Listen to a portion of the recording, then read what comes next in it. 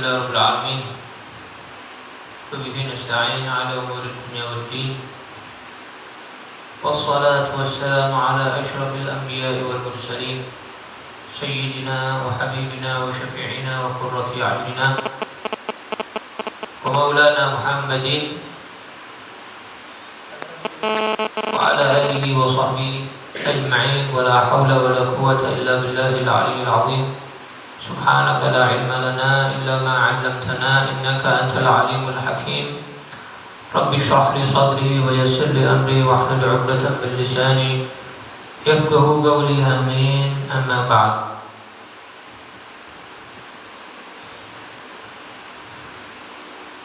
قال المصنف الإمام شيخ الإسلام القطب الرباني والغوث الصمداني الحبيب الإمام عمر بن سكار الصافي السكار نفعنا الله به وبعلومه وبأسراره آمين يا رب العالمين. فصل في دعوة يونس عليه السلام. ومن الآيات الرافعة للمهمات دعوة ذي النون المشهورة لا إله إلا أنت سبحانك إني كنت من الظالمين. بدأ فيها بمحض التوحيد وخالص التفريد بقوله لا إله إلا أنت، ثم بالتنزيه بقوله سبحانك عن أن يكون معك إله أو شريك أو معين. إني كنت من الظالمين أي الظالمين أنفسهم بالذنوب والغفلة، لتعرف أن الذنوب ظلم وشؤم وأن العقوبات من طريق المخالفات. فالإقرار بالذنب وطلب العفو من الرب موجب لكشف الكرب وغفران بالذنب. فلهذا عقبه الله تعالى بقوله فاستجبنا له ونجيناه من الغم وكذلك ننجي المؤمنين. وقد وردت سنيتها بعد الوتر 40 مرة والإكثار منها عند النوائب والمهمات حسن وكاشف لها. Pasal yang berikutnya menerangkan tentang doa Nabi Yunus, alaihi salam. Beliau Al-Habib Umar bin Saggah berkata, dan termasuk ayat-ayat Al-Quran yang bisa menghilangkan segala kesusahan adalah doa Zunnun yang pernah masuk ke dalam perut ikan yang besar ya. Mau itu sebut paus, mau itu sebut apa, pokoknya ikan yang besar ya. Zunnun. Siapa yang pernah masuk ikan? Yang pernah di dalam perutnya ikan siapa? Nabi Yunus alaihissalam. Makanya beliau disebut Zunnun. Makanya kan secara habis pikir kita kan doanya kan wa dhannuni. Allah sebut dalam Al-Quran kan wa dhannuni idh dhahaba. Dan Nabi Yunus Zannun, Nabi Yunus idh dhahaba ketika pergi mughadiban, marah sama kaumnya, gak ada yang menurut, jengkel sama kaumnya, malah ngeyel umatnya. Pergi Nabi Yunus alaihissalam, kabur Nabi Yunus alaihissalam. Allah akan naqdir alaih. Dia menyangka kami Allah tidak mampu untuk mencegah dia. Jadi nasihat untuk Nabi Yunus alaihissalam. Nabi tidak pernah berbuat dosa. Ini hanya teguran saja dari Allah kepada kasihnya Nabi Yunus alaihissalam. Jangan disangka Nabi Yunus ngawur. Nabi Yunus bukti Nabi maksum. Nabi Yunus adalah seorang rasul. Rasul pasti maksum, terbebas dari dosa. Sama kayak keyakinan kita, iman kita kepada Nabi Adam. Nabi Adam makan buah khuldi. Nabi Adam berarti ngeyel sama Allah. Berarti Nabi Adam itu tidak nurut sama Allah. Salah, bukan begitu. Dalam Al-Quran dijelaskan beliau lupa. Beliau apa? Lupa yang namanya lupa itu dosa enggak? Dosa. Lah wong ente puasa, lupa makan, batal enggak? Batal. Ya kan? Enggak batal. Ente puasa lupa minum, enggak batal. Nah, begitu juga Nabi Adam makan buah yang dilarang Allah, yang biasa disebut buah khuldi, itu dalam keadaan lupa, bukan beliau itu bermaksiat, karena Nabi terbebas dari yang namanya maksiat. Hasya Allah, tidak mungkin. Naudzubillah min dzalik, kalau kita punya keyakinan iman yang mana kurang keropos meyakini seorang Nabi berbuat dosa. Jadi Nabi Yunus pun seperti itu.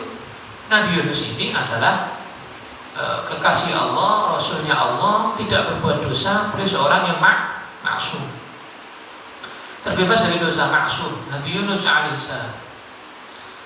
Nah, ketika beliau dilemparkan dari kapal, singkat cerita, dilempar dari kapal, dibuang dari kapal, karena kapalnya saat itu mau tenggelam, harus ada yang dikorbankan masuk ke dalam air. Kok dilalah, kok pas dikocok, namanya yang keluar Nabi Yunus terus. Nabi Yunus. Lalu lagi Nabi Yunus. Lalu lagi Nabi Yunus. 3 kali yang keluar kocokan namanya Nabi Yunus. Memang sama Allah dibuat seperti itu, biar yang nyemplung ke dalam laut itu Nabi Yunus. Akhirnya Nabi Yunus cemplung ke dalam laut, dimplok masuk ke dalam perut ikan yang sangat besar.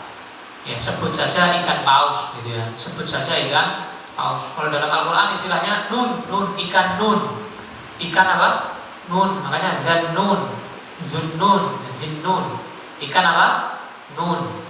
Ikan nun, ikan besar ya. Ikan paus besar ya, ikan nun. Dalam ikan nun, nah di situ Allah membiarkan Nabi Yunus di situ khalwat sendirian tadi. Dia memikirkan, biar dia introspeksi diri, ya kan. Kemudian akhirnya Nabi Yunus alaihissalam, singkat cerita, berdoa dengan doa yang masyhur, yang setiap habis witir kita baca 40 kali, yaitu La ilaha illa anta subhanaka inni kuntu minadh dhalimin. Beliau Nabi Yunus doanya luar biasa ini, hebat ini, canggih doanya ini, spesial, dahsyat. Kenapa? Dijelaskan oleh Habib Umar bin Saghafi. Beliau pertama memulai bada'a fiha bimahd tauhid khalis at-tauhid. Beliau di awal doanya memulai dengan apa? Kemurnian tauhid, mengisahkan Allah, dan kemurnian menomorsatukan Allah, mengisahkan Allah subhanahu wa ta'ala, mentauhidkan Allah subhanahu wa ta'ala, yaitu dengan perkataan beliau apa?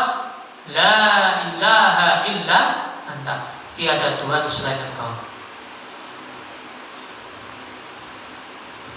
Artinya apa? Gak ada yang bisa menyelamatkan aku dari sini ya Allah kecuali Engkau. Gak ada yang bisa menyelamatkan aku dari perutnya ikan nun ini kecuali Engkau. Gak ada yang bisa menghilangkan kegelisahanku saat ini ya Allah kecuali Engkau. Karena Nabi Yunus saat itu sumpah banget, gelisah banget, jenuh banget, gundah banget. Karena ditolak oleh umatnya, ditolak oleh umatnya. Nabi Yunus alaihissalam sumpah. Maka doa la ilaha illa anta ya Allah, tidak ada Tuhan selain Engkau ya Allah. Gak ada yang bisa nolong aku kecuali Engkau ya Allah. Gak ada yang bisa memberikan madarat kepada aku kecuali Engkau. Gak ada yang bisa memberikan manfaat kepada aku kecuali Engkau ya Allah. Gak ada yang bisa menyelamatkan aku kecuali Engkau ya Allah. Gak ada yang bisa menghilangkan kegelisahanku kecuali Engkau ya Allah. Terus dipikirkan aku. Tauhid yang murni, mengisahkan Allah subhanahu wa ta'ala. Setelah itu tsumma bitanzih biqaulihi, kemudian beliau mensucikan zat Allah subhanaka, ya kan? La ilaha illa anta subhanaka. Apa artinya subhanaka? Maha suci Engkau, maha suci Engkau ya Allah, yang gak pernah berbuat salah Engkau, yang gak pernah lupa Engkau, yang gak pernah sumpah Engkau. Disucikan Allah dari segala sifat tadi itu, yang gak pernah berbuat zalim adalah Engkau.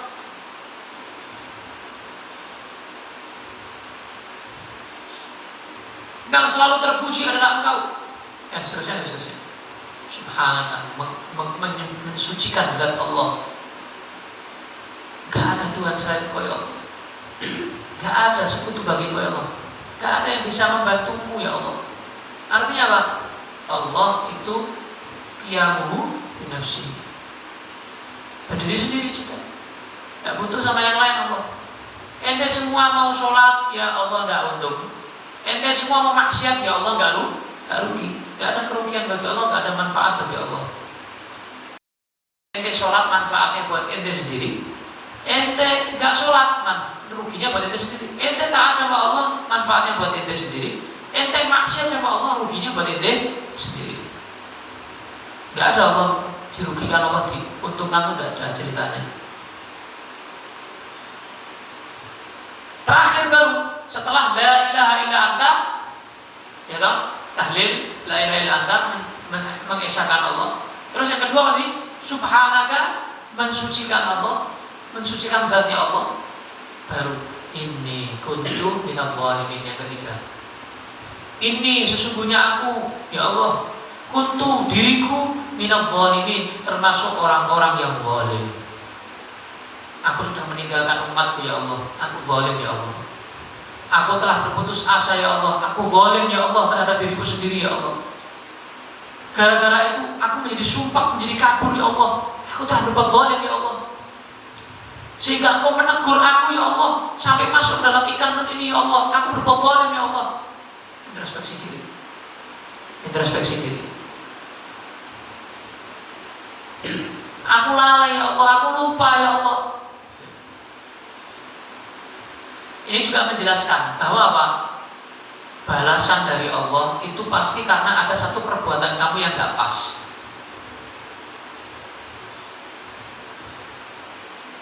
Teguran dari Allah berupa musibah, bala, cobaan, itu mungkin ada perbuatan kamu yang gak pas. Allah ingin menghapuskan langsung dosa kamu.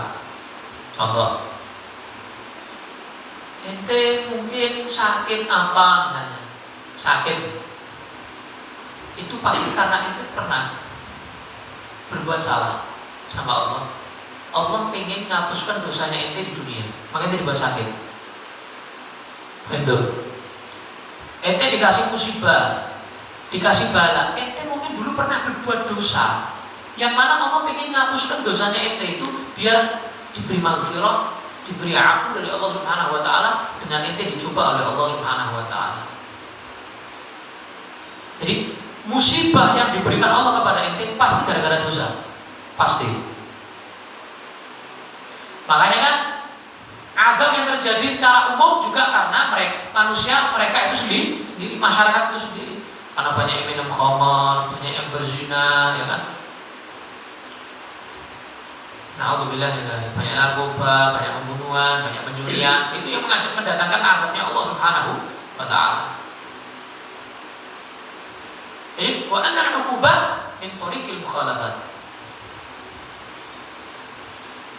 Jadi mungkin kita pernah dulu berbuat zalim, Allah balas sekarang di dunia. Dan ini milih mana? Dibalas di dunia atau dibalas di akhirat? Di dunia. Lebih baik di dunia ya. Dan kenapa kok dalam Islam ada hukuman dibunuh, membunuh hukumnya dibunuh? Biar apa? Biar di akhirat bersih dosanya. Paham ya? Setimpal. Kenapa kok orang berzina hukumnya kalau belum nikah dicambuk 100 kali? Biar apa? Di akhirat gak dianggap lagi. Di dunia.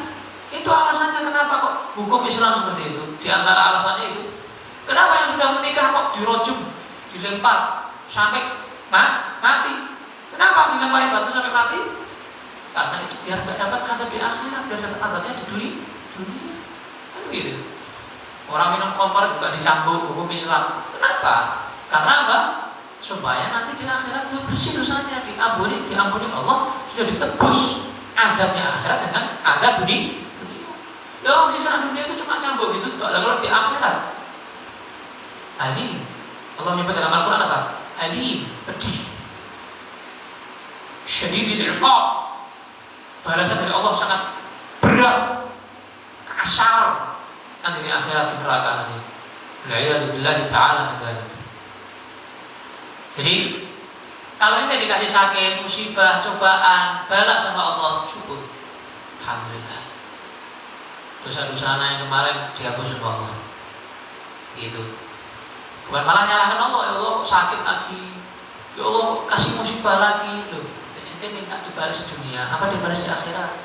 Minta dihapuskan dosanya di dunia, apa dihapuskan di akhirat? Nanti masuk neraka dicuci dulu dosanya baru masuk surga. Kadang-kadang orang itu nggak mikir panjang, karena manusia di dunia ini kayak mimpi kayak orang tidur, nggak sadar. Nanti dibangunin baru. Faidah matu, inta baru. Terus sudah mati, kayak orang dibangunin orang tidur. Ngelindur. Orang tidur ini kata Sayyidina Ali apa? An-nasu niyam. Manusia yang hidup ini lagi tidur, ini anak semua ini lagi tidur. Bukan tidur secara nyata, maksudnya bukan tidur kan. Maksudnya belum tidak sadar, masih belum sadar 100%. Apa yang nanti akan terjadi di kubur, di akhirat, ya, apa yang akan terjadi nanti belum sadar kita. Kalau sudah mati, dicabut nyawanya, baru kayak orang dibangunin, tangi, kelindur. Gitu, ibaratnya begitu. Jadi kalau dikasih bala, cobaan sama Allah, musibah, syukur. Nah itu penghapusan dosa kita semuanya. Dan juga jadi introspeksi diri juga. Jadi kalau Allah kasih kamu cobaan, kamu juga introspeksi diri. Apa ya? Kemarin saya harus melakukan apa ya? Kemarin lusa harus ngapain saya? Kok sekarang kasih cobaan ini sama Allah? Introspeksi diri. Biar apa? Biar kamu nggak mengulangi kesalahan yang sama. Gitu. Bentuk. Dan juga di dalam yang ketiga ini kuntum maqalimin, mengaku. Allah paling senang hamba yang ngaku itu paling senang Allah. Ngaku berdosa, ngaku masih kurang, ngaku masih lalai, ngaku masih sembrono. Oh, Allah cinta sama hamba-hamba yang model kayak gitu tuh senang Allah. Makanya Allah berfirman, "Ana 'indal muntasirati qulubuhum min ajli." Kalau kita mau cari Allah, Allah ada di mana? Kita mau ditemani sama Allah, di sisinya Allah. Hancurkan hatinya kita, hancurkan dirinya kita. Hancurkan maknanya apa ya? Allah, aku masih kurang. Aku tidak punya apa-apa ya Allah. Aku sering lalai. Aku banyak berbuat zalim. Aku banyak berbuat dosa. Aku terlalu sembrono, aku belum serius dalam ibadah, dalam ilmu, dan lain sebagainya. Itu namanya orang-orang yang hancur, hatinya dihancurkan di hadapan Allah Subhanahu Wa Taala. Maka Allah nyatakan, "Ana inda." Aku di sisi. Aku di sisi. Isinya mereka orang-orang yang hancur artinya karena Allah Subhanahu wa Ta'ala. Nah, ini termasuk yang paling bisa menghilangkan kejenuhan, kegelisahan. Pengakuan dosa. Jadi sumpah kenapa ya sumpah ya? Cari alasannya kenapa tiba-tiba sumpah. Maka cara yang paling tepat adalah apa? Mengakui dosa. Oh, ini mungkin karena dosa ini, karena kesalahan-kesalahan ini. Maka dengan kamu mengakui dosa, seketika Allah akan hilangkan itu. Sumpahnya kamu itu, jenuhnya kamu dihilangkan sama Allah. Buktinya apa? Faktanya apa yang akan terjadi? Nabi Yunus. Setelah beliau doa, La ilaha illa anta subhanaka inni kuntu minadh dhalimin. Apa lanjutan ayatnya? Fastajabna lahu. Aku ijabahi doanya Yunus. Wa najjaynahu minal gham. Dan aku selamatkan dia dari al-gham, sumpah, jenuh, gundah, gelisah, sempit hatinya. Tak selamatkan dari itu, tak bebaskan dari itu. Setelah baca tadi, La ilaha illa anta subhanaka inni kuntu minadh dhalimin. Apakah cuma Nabi Yunus yang baca itu diselamatkan sama Allah? Baca ayat selanjutnya. Belum selesai. Wa kadzalika nunjil mu'minin. Begitu juga aku akan menyelamatkan orang-orang mukmin yang lainnya selain Yunus. Asal kita tadi itu 3 tadi doa jangan dilepas. Makanya diriwayatkan Nabi Muhammad SAW bersabda, karena siapa yang dalam satu hari membaca 3 kali ini La ilaha illa anta subhanaka inni kuntu minadh dhalimin, maka dia kalau istiqomah tidak akan pernah dia merasakan sumpah, gundah, jenuh, tidak akan pernah. Tenang, tentram hatinya. Karena tadi itu ayat Fastajabna lahu wa najjaynahu minal gham wa kadzalika nunjil mu'minin. Baca ini. Dan juga ada riwayat yang lain menyatakan tidaklah doa ini dibaca saat kamu doa kepada Allah. Ini doanya Nabi Yunus ini. Ketika kamu doa sama Allah minta apapun, selipkan doa ini. Pasti doa itu kata Nabi Muhammad akan dijawab oleh Allah. Ini doa sama Allah. Ini selipkan la ilaha illa anta subhanaka inni kuntu minadh dhalimin. Kerjaanku ya Allah, mudah-mudahan lancar ya Allah, berkah manfaat. Ya Allah, minta sama Allah kan. Selipkan doa ini. Insya Allah doanya akan terkabul, diijabahi sama Allah. Nah, membaca ini diriwayatkan, disunnahkan setelah sholat witir. Nggak harus Ramadan ya. Ini ente kenapa kalau Ramadan baca? Karena berjamaah witirnya. Ya kalau bukan Ramadan kan sholatnya sendiri bacaan sendiri-sendiri, baca sendiri-sendiri. Pokoknya setelah sholat witir membaca ini sunnah. Dilakukan oleh Nabi Muhammad SAW. La ilaha illa anta subhanaka inni kuntu minadh dhalimin. Berapa kali? 40 kali. 40 kali. Dan dianjurkan juga memperbanyak ini. Memperbanyak la ilaha illa anta subhanaka inni kuntu minadh dhalimin saat kamu lagi ada musibah, ada urusan yang penting, ya, keadaan yang betul-betul mencekam misalnya, baca ini, perbanyak ini, insya Allah hilang. Berkat doa Nabi Allah Yunus alaihissalam. Faslun fi da'wati Musa alaihissalam. Pasal berikutnya menerangkan doa Nabi Musa alaihissalam. Pindah ke doa Nabi Musa. Wa minal ayatil muqawwiyati lil farah. Dan termasuk ayat-ayat Al-Quran yang meningkatkan kebahagiaan. Al-muzilah littarah, yang menghilangkan seluruh kegundahan, jenis kegundahan adalah apa? Qauluhu ta'ala, firman Allah Ta'ala, yaitu doanya Nabi Musa alaihissalam. Rabbi inni lima anzalta ilayya min khairin faqir. Rabbi inni lima anzalta ilayya min khairin faqir. Ya Allah,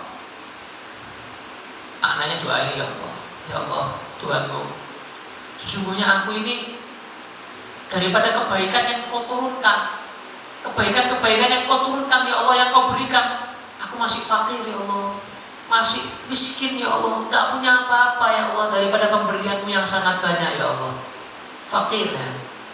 Makanya doa ini banyak dipakai orang-orang yang nyari jodoh. Orang yang nyari jodoh baca doa ini tiap hari, ada yang 70 kali, ada yang 100 kali. Kenapa? Karena setelah doa ini Nabi Musa langsung dapat jodohnya kontak, langsung di hadapannya langsung ada, dapat jodoh, dapat kerja langsung. Nabi Musa alaihissalam. Rabbi lima anzalta ilayya min khairin faqir. Ya termasuk istri itu kan juga kebaikan. Makanya beliau maksudnya mungkin ya istri, ya kerja, ya semuanya. Rabbi inni lima anzalta ilayya min khairin faqir. Da'watu Musa al-Kalim lamma tawalla ila adh-dhill. Wa kadzalika kullu man tawalla ila dhill al-iftiqar bi mahd al-inkisar. Nah, begitu juga enggak harus Nabi Musa, memang ini doanya Nabi Musa.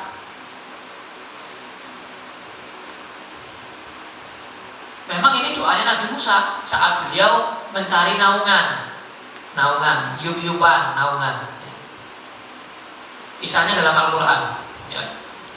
Begitu juga siapapun yang bernaung dalam kefakirannya kepada Allah Subhanahu wa Ta'ala, dia iftiqar, dia butuh terhadap rahmat Allah, fadlullah, anugerah dari Allah, ya, dan lain sebagainya.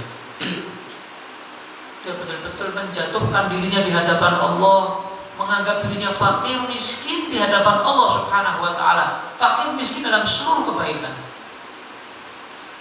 Ente sama Allah jangan sombong. Sama kayak ibaratnya gini, ente butuh sama seseorang, sama si A. Ente datang ke rumahnya si A. Si A mau ngasih uang ente, tapi ente kayak yo orang kaya. Oh, ada sih, saya itu sudah terjamin. Anak saya, sekolahnya di sini. Wah, anak saya terjamin ini. Dan kira-kira orang kaya ini ngasih nggak? Oh, nggak butuh ini. Tidak punya, dan ngasih akhirnya orang kaya. Kenapa? Kamu nunjukkan kamu nggak butuh gitu. Nah, kamu sama Allah juga gitu. Kalau ente sama Allah merasa kayak kita sudah punya, gak ada, aku cukup, saya sudah masya Allah. Dan pokoknya banggakan dirinya di hadapan Allah, gak merendahkan, malah membanggakan dirinya di hadapan Allah. Ujub, ya sudah, dapat apa-apa. Fakir terus daripada kebaikan dari Allah. Fakir miskin terus daripada anugerah dari Allah. Kenapa? Itu merasa punya, minta dikasih sama Allah. Itu tidak punya tuh ya nggak usah. Tapi kalau ente merasa sama Allah tuh fakir, miskin, nggak punya apa-apa, dari segala kebaikan nggak punya apa-apa, masih miskin ya Allah, kasih aku ya Allah, ngemis sama Allah. Makanya kan ada perintah Nabi Muhammad untuk apa? Ilhah dalam doa, minta yang betul-betul nempel sama Allah kalau doa, ngemis sama Allah, ngemis. Anihru fid doa, ngemis ketika doa sama Allah. Jangan sampai kamu doa sama Allah, jangan sampai nggak ngemis kalau doa sama Allah. Makanya Nabi Muhammad itu saat perang Badar kan, Nabi Muhammad sampai jatuh dipegangi Abu Bakar As-Siddiq. Doa sampai jatuh. Ulang-ulang ya hayyu ya qayyum ya hayyu ya qayyum ya hayyu ya qayyum ya hayyu ya qayyum, tahajud sampai kakinya bengkak. Lalu minta sama Allah Ta'ala dikasih kemenangan perang Badar. Gitu. Jadi kunci perang Badar dari mana? Dari merasanya Nabi Muhammad SAW fakir kepada Allah Subhanahu Wa Ta'ala.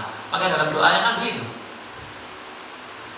mengakui kefakirannya, butuhnya diri Nabi Muhammad kepada Allah Subhanahu Wa Ta'ala. Betul.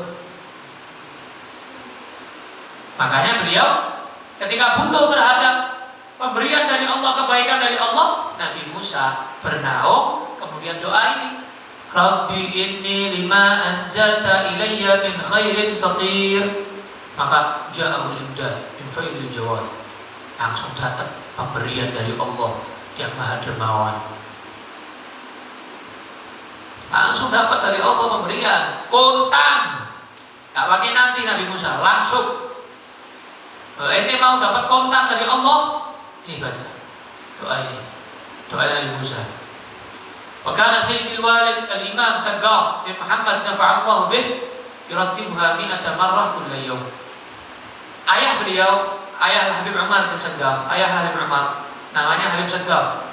Habib Saggaf setiap hari membacanya 100 kali. Kalau ente mau ngamalkan silakan. Kita sudah baca kitabnya. Setiap hari baca ini ya. Rabbi inni lima anzalta ilayya min khairin faqir. Berapa kali? 100 kali. Biar apa? Biar dapat kebaikan-kebaikan dari Allah Subhanahu Wa Ta'ala yang banyak. Karena kita merasa fakir di hadapan Allah. Fakir, inni lima anzalta ilayya min khairin faqir. Aku masih fakir ya Allah, daripada yang kau turunkan dari kebaikan. Belum punya apa-apa ya Allah, dan dikasih yang banyak. Orang kalau nggak punya apa-apa, dikasih banyak, kasih banyak, sembako, uang, kasih modal kerja, ya kan, kasih semuanya. Kenapa? Tidak punya apa-apa. Tapi kalau orang kaya, mau disedekahi, tidak ada orang kaya disedekahi, ya kan? Tidak ada orang kaya dikasihani, yang dikasihani orang miskin. Yang minta-minta dikasihani, sakit, Allah, sakno, iya. Nah, ente jadi orang yang dikasihani sama Allah, sakit ini, gitu, kasih. Sama Allah dikasih. Ini kalau jadi orang yang kasihan, mesakit di hadapan Allah Subhanahu Wa Ta'ala. Makanya jangan minta-minta sama manusia, minta-mintanya sama Allah.